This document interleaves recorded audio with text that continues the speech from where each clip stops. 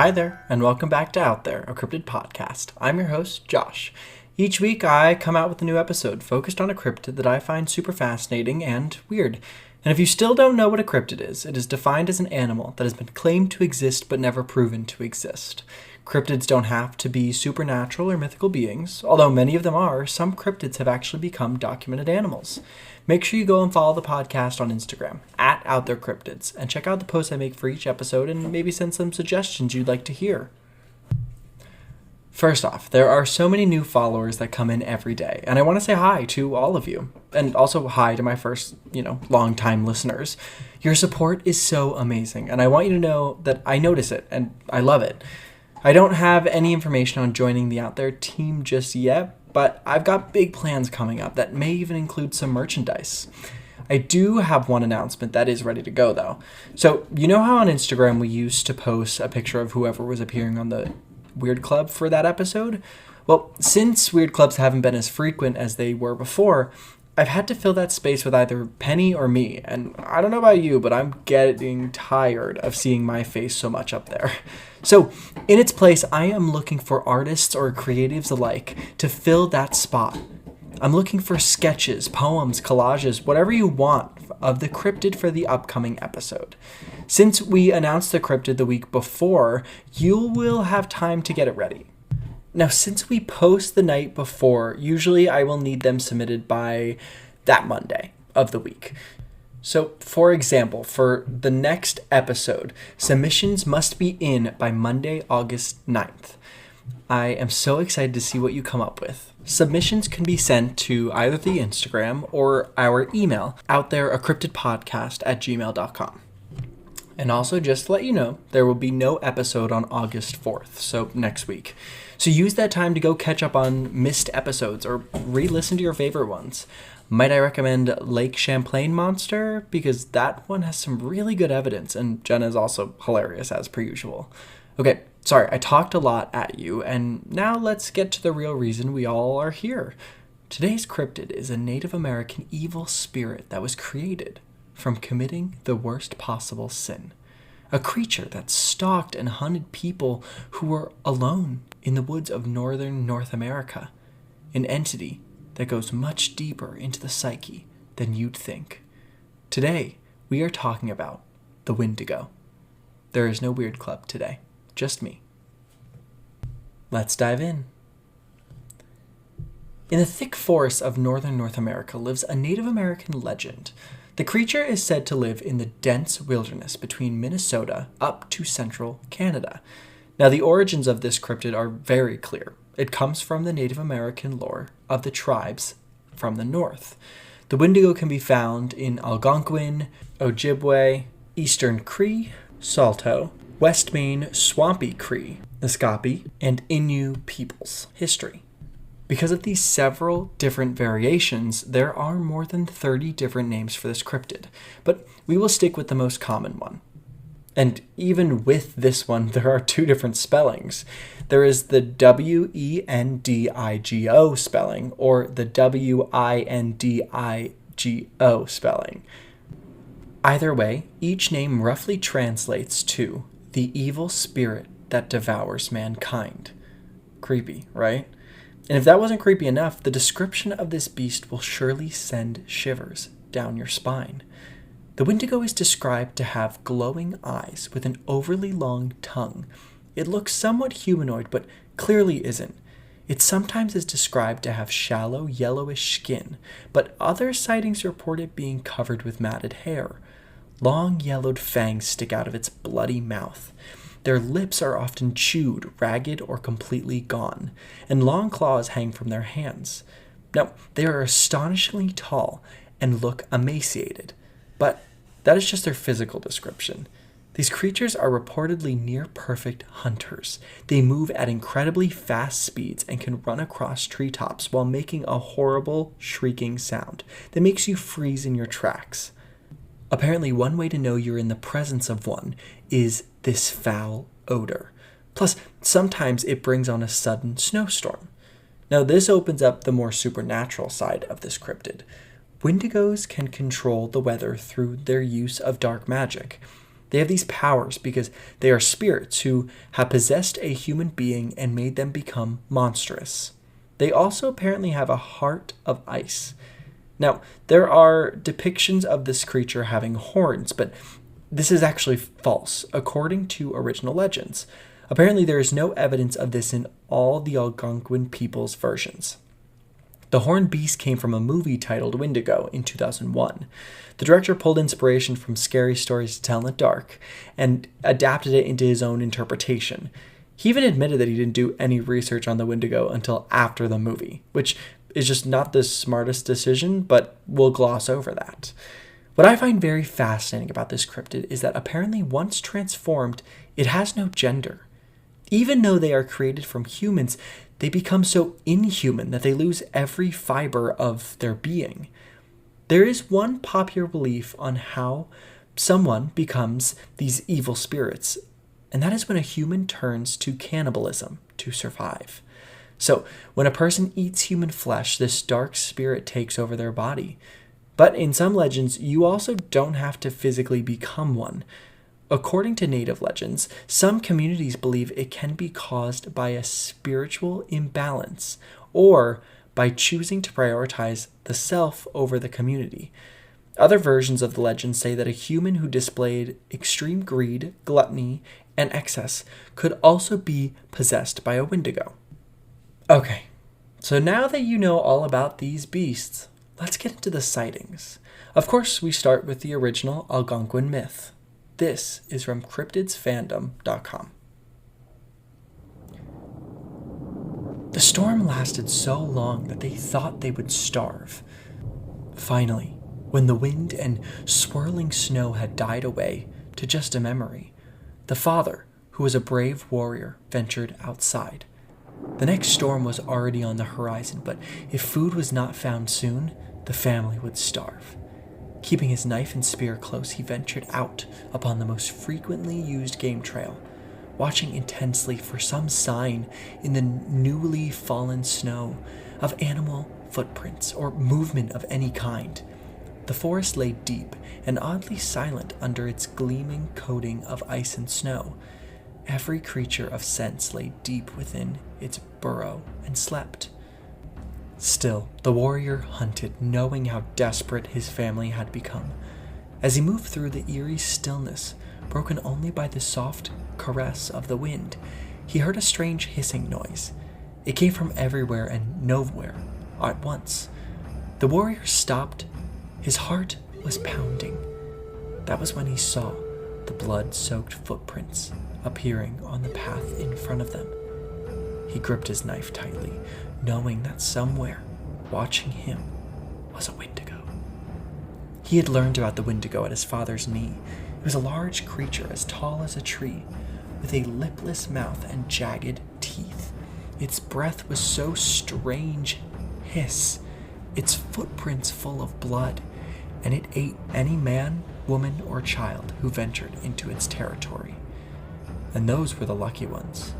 Sometimes the Wendigo chose to possess a person instead, and then the luckless individual became a Wendigo themselves, hunting down those they had once loved and feasting upon their flesh. The warrior knew he would have just one chance to prevail over the Wendigo. After that, he would die, or the thought was too terrible to comprehend. Slowly he backed away from the bloody footprints, listening to the hissing sound. Was it stronger in one direction? He gripped his spear in one hand, knife in the other. Then the snowbank to his left ruptured as a creature as tall as a tree leapt out at him. He dove to one side, rolling into the snow so that his clothing was covered, and he became hard to see in the gray twilight of the approaching storm.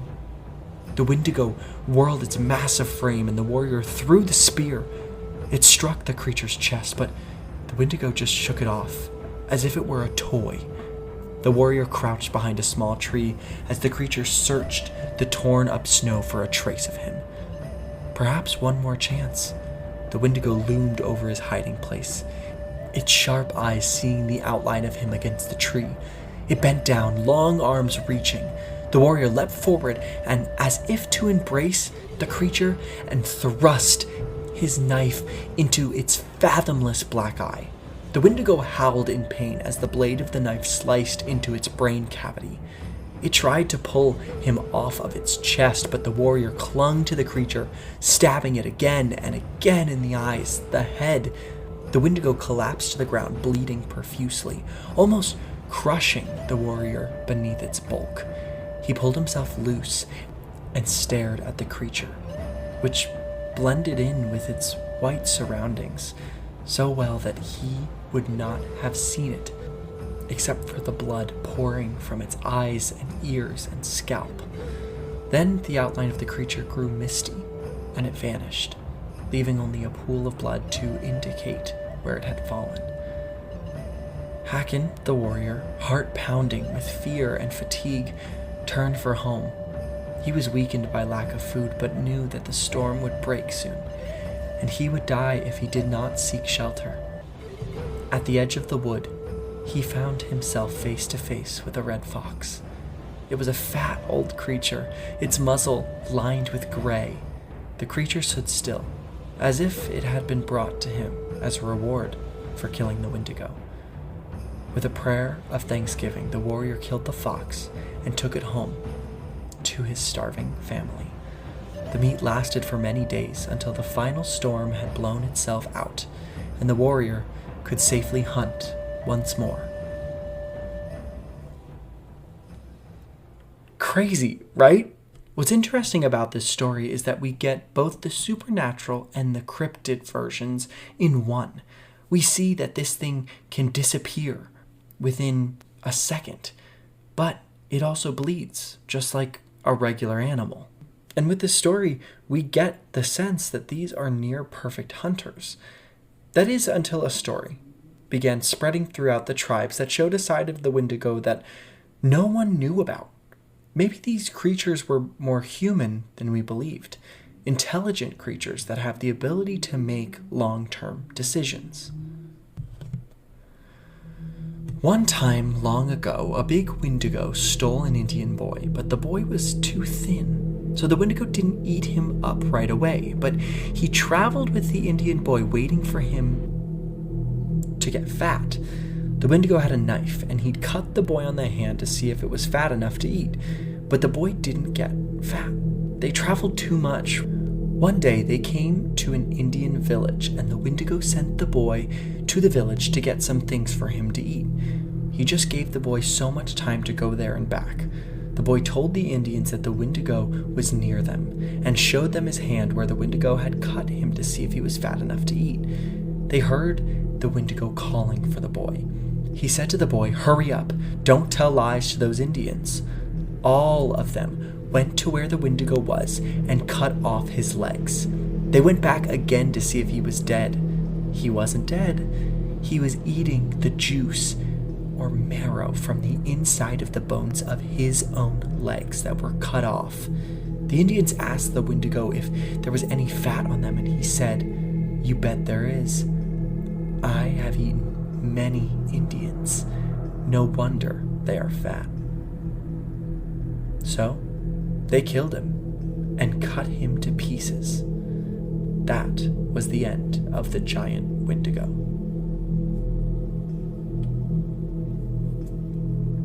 So this brings up a big question.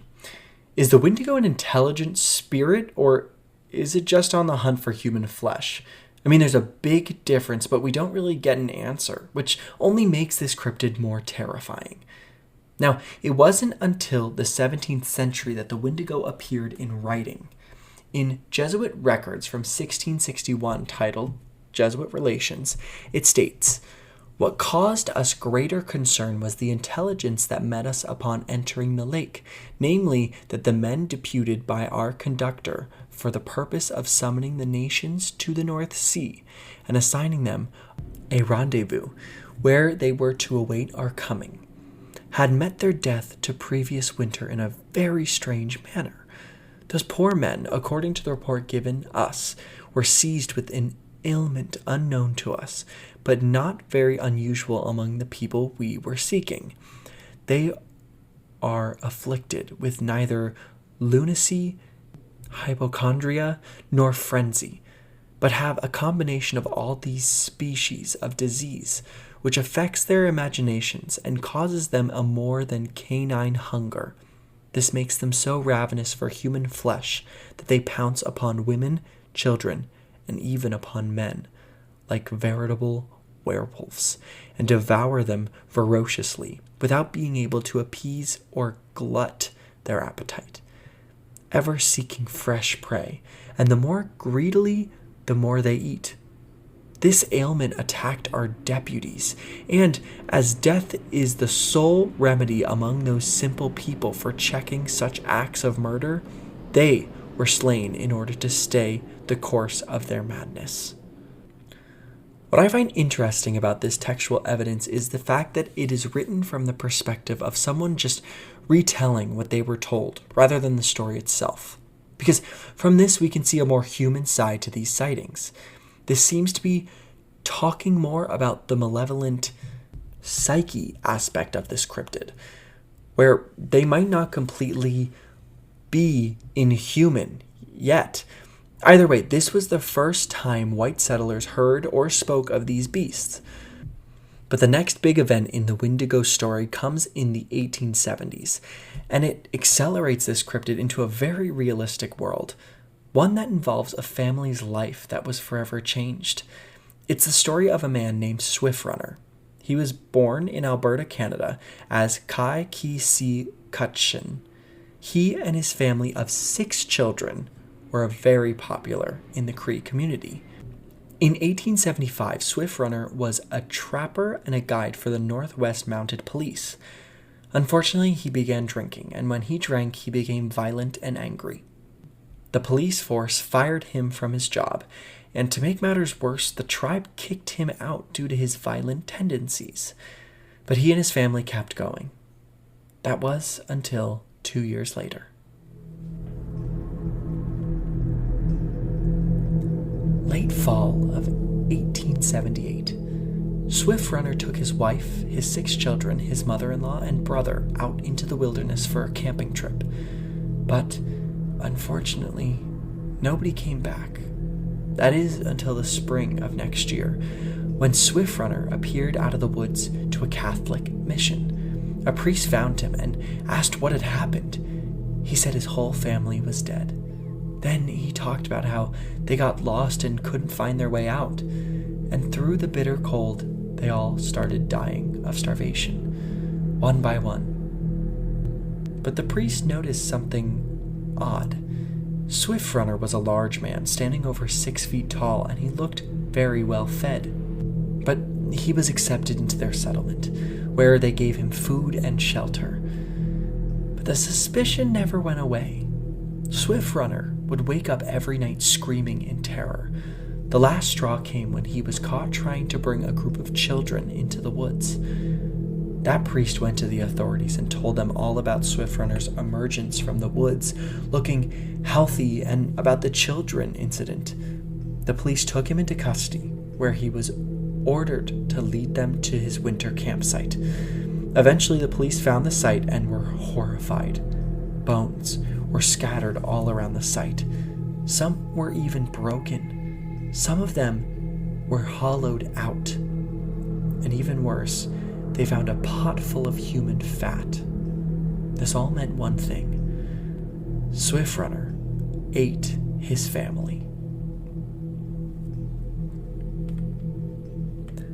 Now, Swift Runner had an explanation.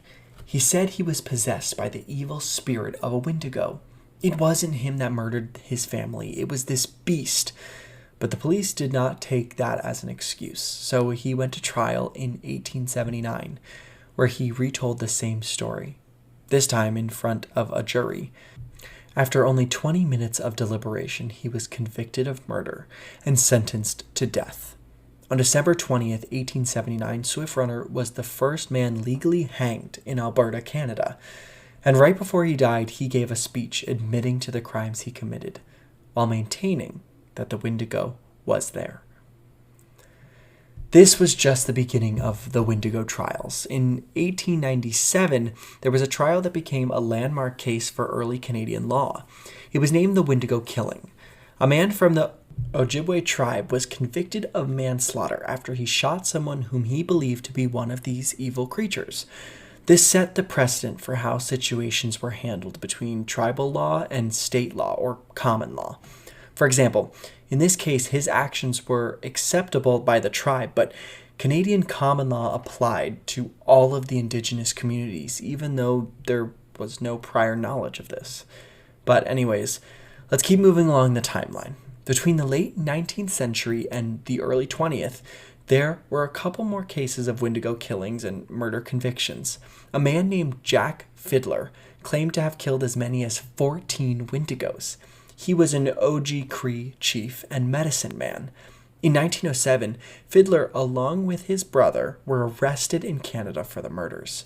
Fiddler committed suicide before the trial, and his brother was sentenced to life in prison. He was actually granted a pardon, but then died 3 days later before he could hear the good news. Now, there is something that comes from this cryptid that actually became a real medical term. In the 1920s and 30s, Wendigo psychosis was popularized.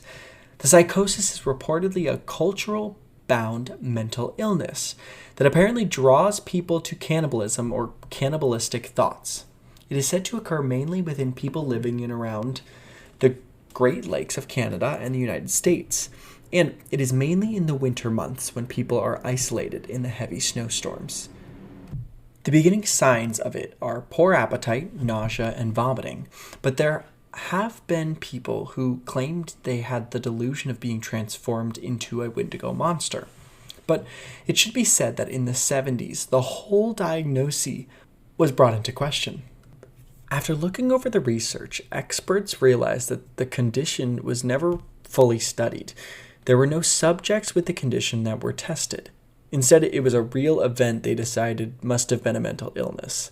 Apparently, even today, most scholars reject it completely. But that being said, I think this is probably the one and only time a cryptid's attacks were so real that they became a part of science and medical history. Okay, I bet you're getting antsy for some more stories. Well, don't you worry, because there's more to come. But before we get to those, I wanted to talk about one place. It's in northern Ontario, near the town of Kenarona. It is called the Cave of the Wendigo. In this cave, there are cave drawings that seem to show a large humanoid figure. I've included it in the Instagram post. I will say, to me, it could really be anything. I would honestly believe that it is more like a Bigfoot rather than a mighty Wendigo. The next piece of evidence is one that you'll love because it was caught on video. Fall of 2011. A man thought he was hearing strange noises from his property for the past few months. He lived miles away from the nearest town and was used to hearing all different kinds of noises that came from the woods. But the sound was very odd. He finally decided to go out and investigate one night. So he brought his camera with him and recorded the entire thing. But while he was recording, he caught something on camera in the brush. It's unclear what exactly it is until the creature lifts its head. That's when you can see its two glowing eyes. The man then screams in terror and runs away. Now, when he posted this online, he said he was convinced he saw an alien, but then others started to point out the similarities to the Wendigo. This video is in the post, so make sure to check it out, but unfortunately there really isn't any information provided with the video. No name, no location, no follow-up, but it is definitely creepy. And of course, this wouldn't be a true out there episode if I didn't include a Reddit story. This post is from 2015 and was posted by the username u/Uanthanana. Here's what they said. When I was young, I often spent parts of summers with my grandmother in her home out in the country. It was my favorite place in the world, and I always looked forward to the week-long stays of gardening, baking, late-night fires with s'mores and ghost stories, and enjoying having my grandmother all to myself. There was a pond not far from her house where I would sometimes go to swim. It was home to quite a few frogs, and at night they made the most incessant noises. I complained to my grandmother only once, saying I couldn't enjoy the night breeze with all that racket. She took me on her lap and told me a story about an old man and woman who lived near a lake. The old man couldn't stand the singing of frogs, but his wife told him that they kept the Wendigo away. To harm them would be unwise. Well, he didn't listen, and he set up, methodically, catching all the frogs on the lake. It was a process that took him some time, but he did not stop until he had rid the lake of the pesky amphibians. That night, without the protection of the frogs, he and his wife were slaughtered by the Wendigo, a vicious, whip-like demon creature with elongated fingers ending in razor-sharp talons, and rows of silver teeth as thin and keen as needles. I wrote it off as another of her ghost stories, though she seemed more serious than usual about it. I never complained about the frogs again, mostly because I grew to enjoy them and put the story out of my mind. In fact, I had forgotten all about it until it came this past spring, in a Native American literature class I was taking in college.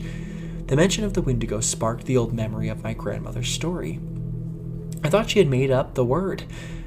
I didn't realize there were stories about it originating in Algonquin legends. Eager to connect something from my childhood to the topic, I Googled it, only to find that my grandmother had apparently been mistaken. There was nothing I could find about the story she had told me, nor any reference of frogs providing protection from the Wendigo.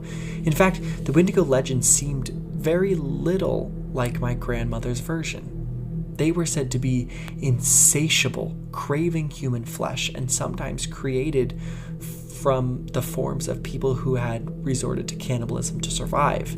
Descriptions varied, but they sounded almost nothing like my grandmother's boogeyman version. I actually chuckled as I read it, almost a bit embarrassed by how badly my grandmother had messed up the original tale. I changed residence this summer, moving to a newly built 1,000 square foot on each side duplex on the edge of town. The other side is to be occupied by my landlady, who had the place built. However, she isn't scheduled to move the rest of her stuff in and begin living here for a couple of weeks. She's been waiting for her lease to end. Even though my new place is only a few minutes from the edge of town, it feels much more isolated. I enjoy the seclusion of my new home and its proximity to a more natural setting. I'm surrounded by woods, and from my patio I can even see a pond beyond the carefully landscaped lawn, which is meticulously carved out from the surrounding woodlands. Just like the pond near my grandmother's house, the frogs have put up a ferocious racket lately. I prefer not to pay to run my air conditioning if I can help it, so I have every window open to catch a breeze. That means I can hear them as clearly as if I were standing on the water's edge. It took a few days to get used to the noise, but I'm fine now. Just like I was those summers when I was young. In fact, the noise has been comforting to me during the stress of the move. Tonight is different. I find myself standing in my living room, staring at where the pond is. Though I can't see it in the dark, the air is eerily still and oppressively warm, but all my windows are shut, and I feel impossibly cold. I'd long since convinced myself that my grandmother's story had been a silly tale, a twisting of an old legend by irreverent storytellers. But for some reason, I have the most overwhelming sense of dread growing in the pit of my stomach. I don't know what to do. I'm trapped. Leaving my house means braving the darkness beyond my home, but I don't know if I'm going to be safe in here either.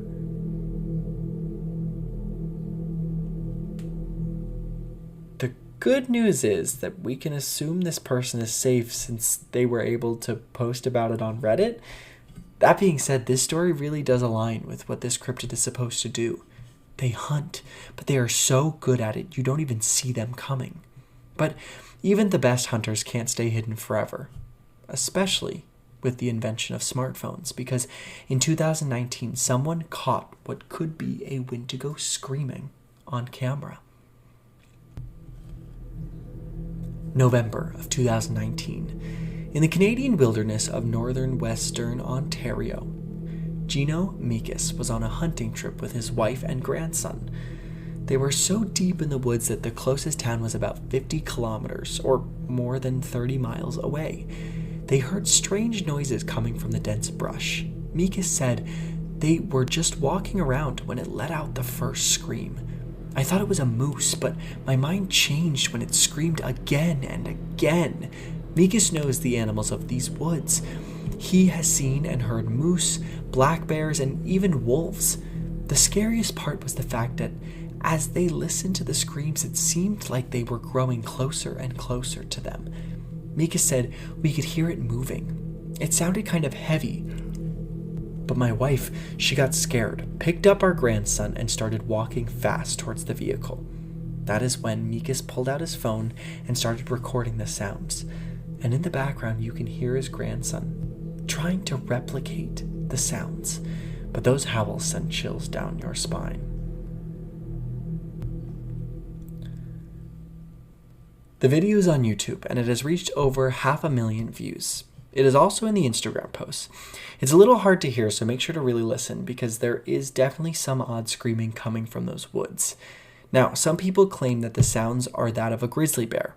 The problem is that that species isn't native, nor has it been documented in the area.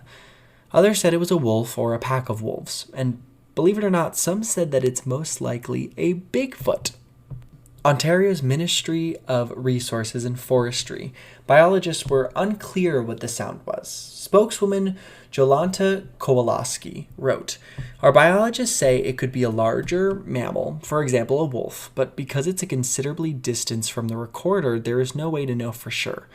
So, therefore, Wendigo isn't out of the question, nor is a Bigfoot." And with that, why don't we get into some explanations? And I gotta say, I think you're gonna be surprised. So, I have to be honest. There isn't a lot of evidence for this cryptid being real. In fact, in this case, there seems to be two very plausible reasons for why it isn't real. The first reason is that there might have been actually a misunderstanding when Native people were explaining the Wendigo. Rewriting Apocalypse by Marlene Goldman says, "One well-known mistake was traced to the compiler of a dictionary who entered the information regarding the word Wendigo and substituted the word ghoul for the appropriate word fool because he thought the native people meant ghoul." I mean, ghoul and fool are very, very different words. So perhaps the native people knew that starvation was a real issue, and when someone is faced with eating their loved ones, they'd be a fool to do so. There is another theory, though. The word Wendigo is very similar to another word, Wendogo, which means owl. Because there were so many different languages, Wendogo can be translated as either owl or cannibal, depending on the dialect. Now, we know a little bit about owls from Owlman. They do attack people if they feel threatened. They aren't known to be scavengers, so it does seem unlikely that they would be picking at the meat of dead humans, but desperate times call for desperate measures. But either way, most anthropologists believe that the Wendigo legend came after the native people had contact with the Europeans, and it was believed to be a response to the horrific violence unleashed on them by the white settlers. I mean, we all know how the native people were horribly treated and still treated to this day. Those are facts. This evil spirit could have been a way to scare white settlers away from their tribes. Making up a monster that would hunt them down in the woods and eat their flesh could be the perfect way to be left alone. I mean, I wouldn't want to face down a Wendigo. There is another theory. This theory is the one I believe is probably at play here. This is a legend that means so much more than just a boogeyman story. It taught people a lesson on survival. There are many different ways you can interpret the story, but the most common ones are the incarnation of winter, the embodiment of hunger, and the personification of selflessness. Either way, because of these stories, it taught people to always stick together during a blizzard. It also, more importantly, taught people the importance of preparation when going out into the winter, making sure to have enough food, making sure the storage of the food was good, and probably most importantly, it taught people not to eat each other. Either way, the Wendigo is no stranger to the spotlight. They have been featured in television shows like Supernatural and Charmed. This cryptid was even in Marvel Comics. They also appear in 2 major video games called Fallout 76 and Until Dawn. I, of course, would love to believe they are real, and maybe they are. Maybe they are so good at hiding that not even modern technology will be able to find them. So, what do you think? Are Wendigos really out there? We are on Instagram, @OutThereCryptids, so make sure to follow us and tell us all of your thoughts on the cryptids we cover and what you'd like to hear next. It would mean a lot to us if you go to Apple Podcasts and leave us a review. It's a great way for people to find the podcast and enjoy, just like you. 2 weeks from today, I will be covering a cryptid case that sent not only a city, but an entire country into panic. The Battle of Los Angeles. See you then. This episode was written and hosted by me, Josh, with logo design by Jason Zikes and theme music from purpleplanet.com.